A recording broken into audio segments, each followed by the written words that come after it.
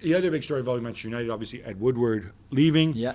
Mark Ogden reporting that his lasting regret is that he wasn't able to deliver Harry Kane to Manchester United. Now, he doesn't mean, last summer when supposedly when City were trying to get him and whatever.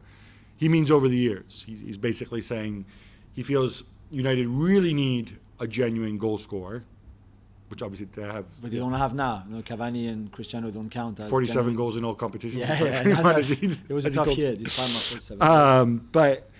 But no, I think going forward, he says it's really important. Obviously, Cristiano's not going to last forever.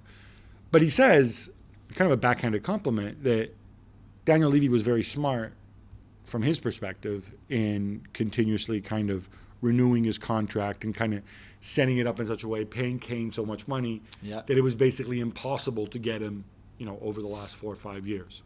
No, I think it's a fair point. We wonder where United would be now had Kane, let's say, played for them the last 3 years. And I certainly think that he would have carried that team. He would have taken this team to a new level, because for a long time, the problem was indeed the lack of clinical striker up front. Of course, I think there's a lot of owners or CEOs who could say, I wish I'd signed him. I regret not signing him.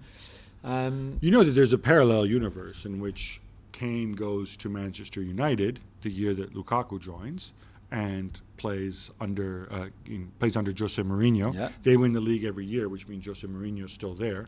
They finish second in the league every year, because that means that Lukaku goes to Inter, meets up with his buddy goes to Chelsea that same summer, meets up with his buddy Antonio Conte. Antonio Conte never gets up unhappy, never tantrums, and Chelsea dominate all these years with Lukaku and Hazard. Which also means that Hazard never goes to Real Madrid, right? Because he doesn't need to.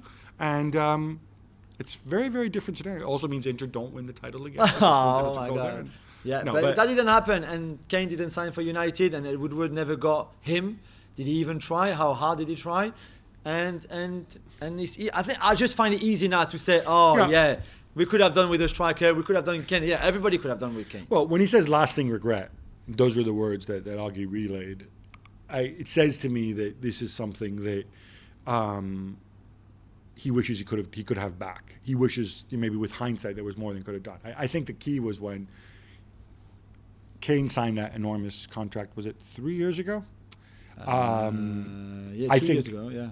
I think that was the time to do it, right? One. When they had the gentleman's agreement, which only existed in his brother's head, that was maybe the time where maybe you moved decisively. But again, maybe then they had signed Lukaku. I know, but you're United. I don't care about the Levy kept giving him new contract. You United, go, give them 150 million, give Kane a big contract, and it's done. Since when we don't go for a player because he gets a new deal every couple of seasons? That doesn't make any sense. You have to negotiate with Daniel Levy. They do. They did it with Berbatov. No Spurs players have never left. They have. It's not easy, but you can still do it.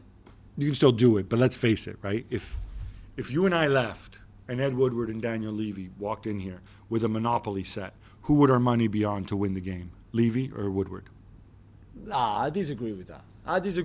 If they really had wanted to, they could have signed him. Like Real Madrid signed Modric and Bale, like United signed Berbatov. Before that was Daniel Levy. He was exactly the same as he is now. I know Kane is special to Spurs, but with the right offers, he would have let him go.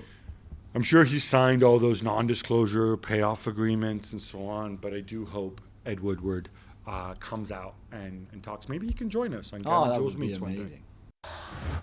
Well, thank you very much for watching ESPN on YouTube. For more sports highlights and analysis, be sure to download the ESPN app. And for live streaming, premium content, and let's not forget as well, ESPN FC 7 days a week. Subscribe to ESPN Plus.